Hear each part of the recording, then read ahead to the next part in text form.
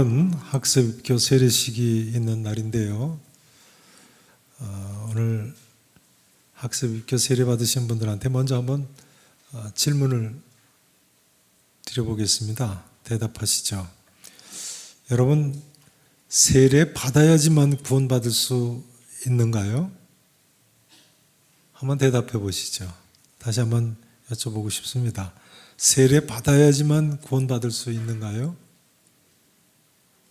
아니죠. 조금 이따 세례 받으실 분도 지금 세례 받기 이전이라도 구원 받으실 수 있습니다. 학습 받기 전이라도 구원 받을 수 있습니다. 틀림없으시죠? 여러분, 우리가 구원을 어떻게 받죠? 나는 죄인인데 예수님께서 구세주시라서 내 죄를 사해 주셨다고 믿으면 구원 받습니다.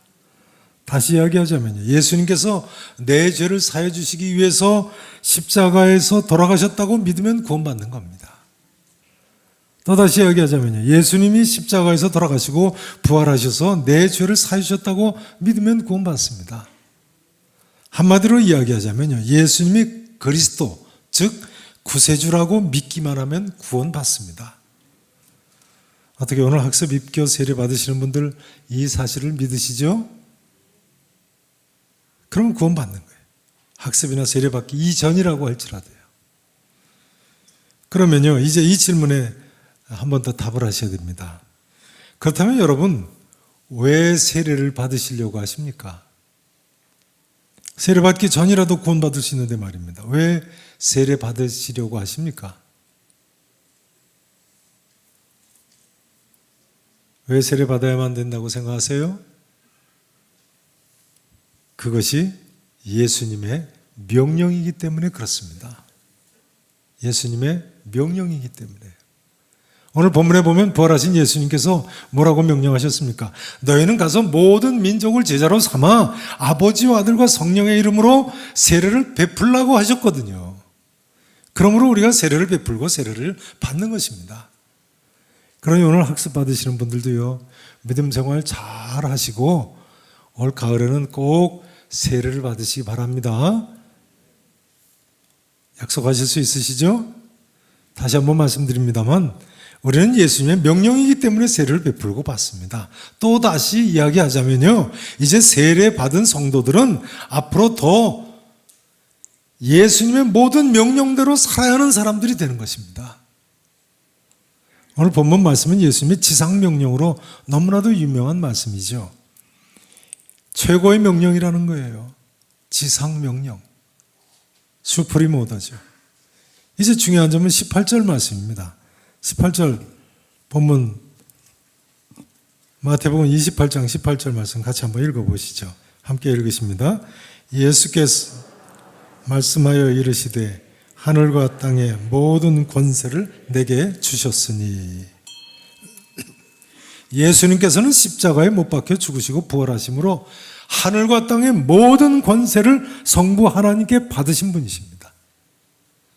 그런데 이런 하늘과 땅의 모든 권세를 가지신 예수님께서 우리에게 뭐라고 명령하십니까? 19절 이하에 보시면요, 그러므로 너희는 가서 모든 민족을 제자로 삼아 아버지와 아들과 성령의 이름으로 세례를 베풀고 내가 너희에게 분부한 모든 것을 가르쳐 지키게 하라. 볼지어다 내가 세상 끝날까지 너희와 항상 함께 있으리라. 이 말씀을 한마디로 줄이자면요, 내가 너희와 항상 함께 있는 줄로 믿고 제자 삼는 제자가 되라는 말씀이에요. 우리말 성경에 보면 예수님께서 4가지 명령을 하신 것 같이 보입니다. 첫째는 가라 명령하시고, 두 번째는 제자로 삼으라 명령하시고, 세 번째는 세례를 받으라 베풀라고 명령하신 것 같고요. 그 다음 네 번째는 내가 너에게 분부한 모든 것을 가르쳐 지키게 하라 명령하신 것 같습니다. 그러나 성경 원문에 의하면요, 예수님께서 하신 명령은 꼭 하나입니다. 제자를 삼으랍니다. 따라서 하실까요? 제자를 삼으라. 제자를 삼으라. 여기 제자를 삼는다는 것은 에베소서 4장 12절 13절에 나와 있는 표현을 빌리자면요, 성도를 온전하게 하는 것을 가리킵니다. 성도를 온전하게 하는 것. 그러니까 제자를 삼는다는 것은 예수님처럼 되게 하는 것을 가리킵니다. 예수님처럼 Just like Jesus죠. 사도 바울의 표현을 빌리자면요, 그리스도의 장성한 분량이 충만한 데까지 이르게 하는 것입니다. 이제 이 질문을 드리지 않을 수 없습니다. 여러분, 그런 의미에서 여러분은 주님의 제자이십니까? 결론부터 말씀드리자면요, 이제 주님의 제자이실 뿐만 아니라 제자 삼는 제자가 되시기를 진심으로 축원합니다. 예수님의 이 지상 명령은 세 가지 의미를 내포하고 있습니다. 이제부터 본론 부분입니다. 세 가지 의미예요. 첫째로는 선교의 명령입니다. 너희는 가서 모든 민족을 제자로 삼으라고 하셨으니까요. 본래 초대교회나 중세교회에서는요, 예수님의 이 지상 명령이 사도들에게만 주어진 명령으로 생각을 했었습니다. 그래서 오늘날 자기들에게 주신 명령으로 생각하지 않았습니다. 사도들에게만 주신 명령으로 생각했어요. 그러다가 서구 첫 개신교 선교사인 윌리엄 캐리가 이 지상 명령이 사도들에게만이 아닌 오늘날 우리들에게도 하신 명령이라고 처음 주장을 했습니다. 윌리엄 캐리가 1792년에 쓴 소책자입니다만 제목은 깁니다. 제목이 이렇습니다. 그리스도인이 이교도들의 회심을 위해 수단을 사용해야 할 의무에 대한 탐구라는 제목의 조그마한 소책자에서 이 주장을 했어요. 그런데 윌리엄 캐리는요, 이렇게 주장을 할 뿐만 아니라 그 다음 해인 1793년에 자신이 직접 인도 선교사로 나갔습니다. 이 윌리엄 캐리의 영향으로 1800년대에 접어들면서 19세기의 수많은 서양 선교사들이 예수님의 이 지상 명령이 오늘날 내게도 하신 명령이라고 믿고 전 세계로 흩어져 나갔습니다. 그래서 마침내 1800년대 말 1885년 4월 5일 부활절 날에 무슨 일이 있었어요? 우리나라에까지, 조선에까지 복음이 들어오게 된 것이에요. 여러분, 예수님의 이 지상 명령이 나에게, 우리들에게 하신 명령이라고 믿으십니까? 그렇습니다. 우리가 예수님 믿는 사람이라면요, 모든 민족에 가거나 보내거나 하면서 이 구원의 기쁜 소식 복음을 전해야 하는 것입니다.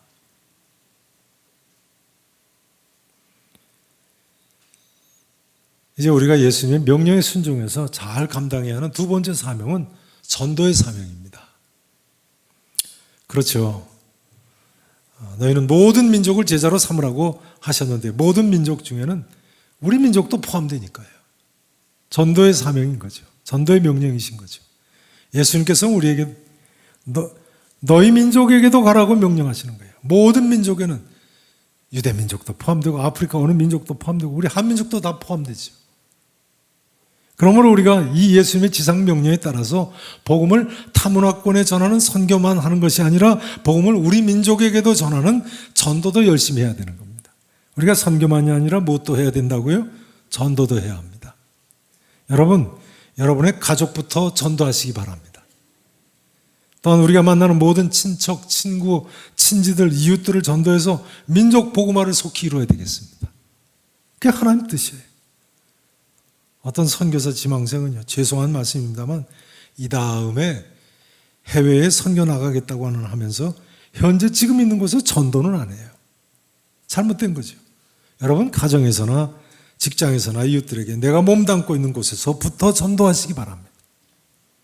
요즘 일평생 해외에 나가지 않는 사람은 거의 없지요. 요즘은 신혼여행도 멀리 가서 유럽도 가고 동아프리카도 가고 멕시코까지 가더라고요. 태평양 건너서요. 최근에 어느 신혼부부는 신혼여행 어디로 갔느냐고 물어보니까 아이슬란드로 간대요. 아이슬란드면 북극 바로 밑에 아닙니까? 요즘 코로나 때문에 해외 못 나갑니다만 하여간 우리나라 사람들 신혼여행 전 세계 안 가는 곳이 이제 없게 된 것 같아요. 감사들 하셔야 됩니다. 어떤 신혼부부는 감사하지 않고 너무 멀리 갔다고 싸우고 돌아왔다고 그러더라고요. 아니, 싸울 건 뭐 있어요? 선교만 하고 오면 됩니다. 하나님 보내주신 줄로 믿고 복음 전하고 오면 되는 거죠. 지금 이곳에서 전도하다가 하나님께서 다른 민족에게 가라고 하시면 또 가는 거예요. 그것이 우리 주님의 명령입니다. 모든 민족을 제자로 삼으라 하셨으니까요. 이제 우리가 예수님의 명령에 순종해서 잘 감당해야 하는 또 하나의 사명이 있습니다. 그것은 양육의 사명입니다. 예수님께서 내가 너에게 분부한 모든 것을 가르쳐 지키게 하라고 명령하셨으니까요. 여러분, 예수님 말씀이 무엇인지 알고 예수님 말씀대로 지키며 사는 것이 쉽습니까? 그러니까 양육이 필요한 거예요. 양육은 예수님께서 분부하신 모든 것을 가르쳐 지키게 하는 것입니다. 오늘 학습, 입교, 세례 받으시는 분들 이제 학습, 입교, 세례 받는데 그치지 마시고 꼭 양육을 받으시기 바랍니다. 아멘 하세요. 물론 코로나19로 인해서 요즘 주일학교 교육도 어렵고 양육도 어렵습니다만 그래도 온라인으로라도 꼭 양육 받으셔서 영적 발전이 있으셔야 합니다. 예수님께서 분부하신 말씀이 무엇인지 꼭 배우고 그 말씀대로 사시고 더 나아가서 가르치는 자리에까지로 나아가실 수 있으셔야 됩니다. 오늘 학습, 입교, 세례 받으시는 분들 앞으로 꼭 양육 받으셔서 이 다음에는 이 예수님 말씀, 성경 말씀을 가르치는 분들로 서실 수 있기를 축원하겠습니다. 따라서 하시죠. 전도하자, 선교하자, 양육하자, 양육하자.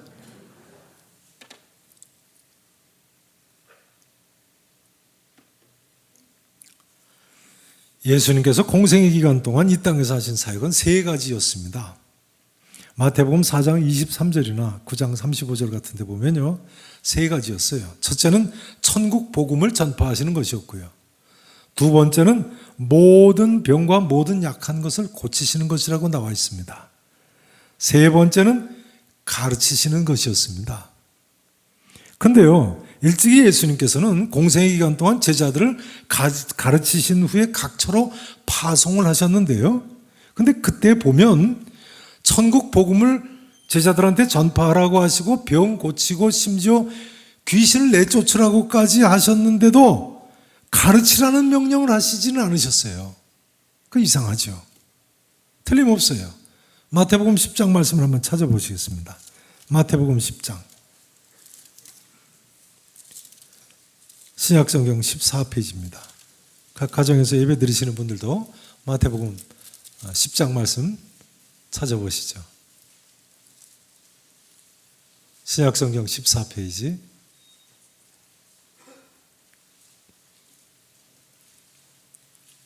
마태복음 10장 7절, 8절을 보시겠습니다. 자, 이 기록은 12제자를 파송하실 때 모습입니다. 10장 7절을 제가 봉독을 드립니다. 가면서 전파하여 말하되, 자, 12제자한테 하시는 말씀이세요. 천국이 가까이 왔다 하고, 그 천국 복음을 전파하라고 명령하시는 거죠. 그 다음 병든 자를 어떻게 하라고요? 고쳐줘라. 그 다음 죽은 자를 살리며 나병 환자를 깨끗하게 하며 귀신을 쫓아내되 너희가 거저받았으니 거저주라. 뭐는 명령하지 않으셨어요? 가르치라고는 하지 않으셨어요. 그 다음 누가복음 10장 8절부터 또 보세요. 누가복음 10장.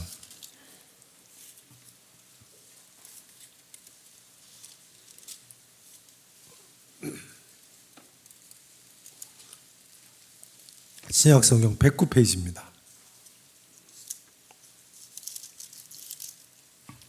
누가복음 10장 8절부터 보시죠.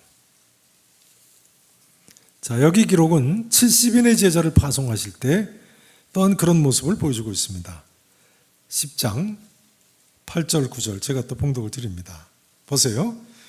어느 동네에 들어가든지 너희를 영접하거든 너희 앞에 차려놓은 것을 먹고 거기 있는 병자들을 어떻게 하라고요? 고쳐주라고 하셨어요. 또 말하기를 하나님의 나라가 너희에게 어떻게 됐다고요? 가까이 왔다 하라. 천국 복음을 전파하라고 하셨어요. 그런데 뭐는 명하지 않으셨어요?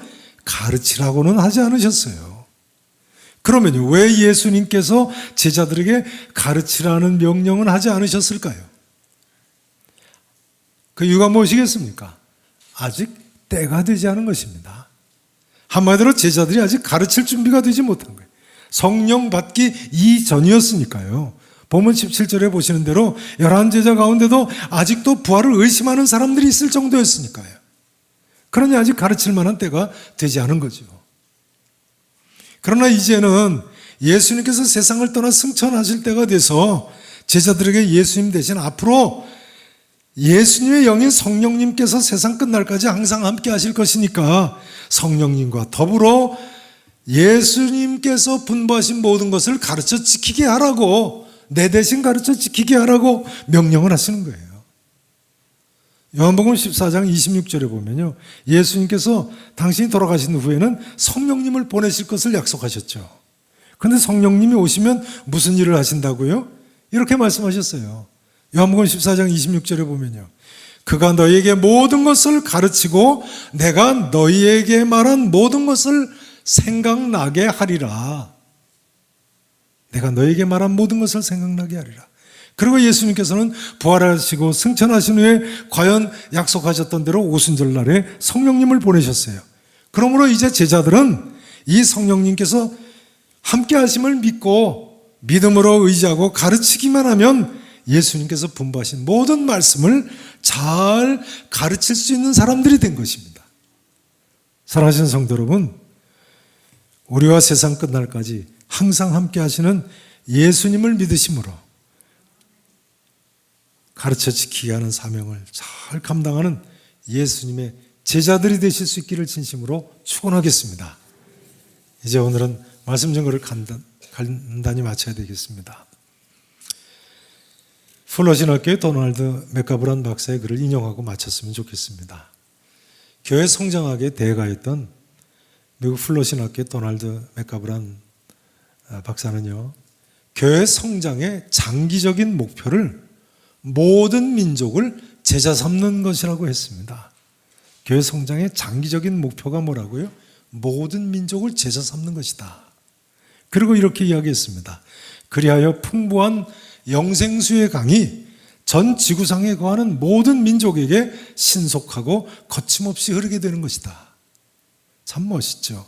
우리의 목표는 모든 민족을 제자 삼는 것이고, 그리하여 풍부한 영생수의 강이 전 지구상에 거하는 모든 민족에게 신속하고 거침없이 흐르게 되는 것이다. 여러분, 여러분의 비전은 무엇입니까? 우리 모두 하나님께서 원하시는 대로 모든 민족을 가슴에 품고 세계를 가슴에 품고 말이죠, 헌신의 삶을 사시기를 바랍니다.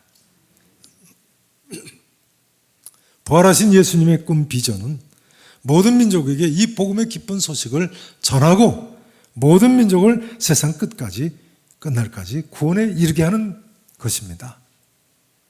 그리고 예수님께서는 우리에게 오늘 이 시점에서 모든 민족을 제자 삼으라고 명령하시는 것입니다. 우리 모두 부활하신 예수님과 같은 비전을 가지고 세계를 가슴에 품고 말이죠, 주신 사명을 잘 감당하시는 계산의 성도 여러분 되실 수 있기를 진심으로 축원하겠습니다. 우리 모두가 부활하신 예수님의 제자가 되고 제자 삼는 제자들이 되실 수 있기를 우리 구주 예수 그리스도 이름으로 다시 한번 축원하겠습니다. 기도하시겠습니다.